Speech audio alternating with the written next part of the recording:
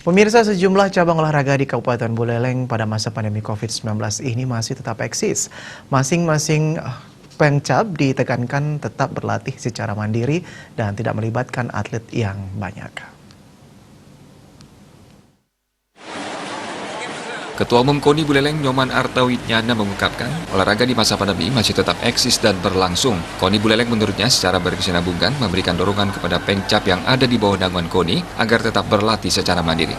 Belakangan saat tatanan kehidupan era baru diberlakukan, beberapa venue olahraga dibuka kembali. Namun belum semua cabang olahraga dapat melakukan latihan di venue olahraga. Saat ini KONI Buleleng telah membuka sebanyak 14 venue cabang olahraga yang sudah bisa dipergunakan untuk pelatihan, tentunya dengan tetap menerapkan protokol kesehatan. Selain itu, kejuaraan juga belum dapat digelar hingga batas waktu yang belum ditentukan.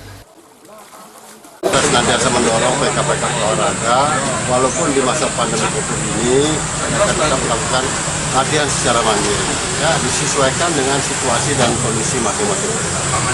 Walaupun saat ini baru ada 14 PK olahraga yang diizinkan untuk menggunakan venue-venue dalam rangka pembinaan.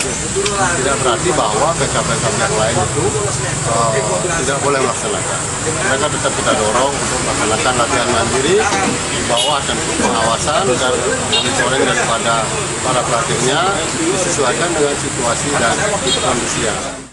Artawidnyana menambahkan, beberapa kejuaraan bisa dilaksanakan secara virtual, seperti bela diri, kategori seni, dan pentakwe. Murah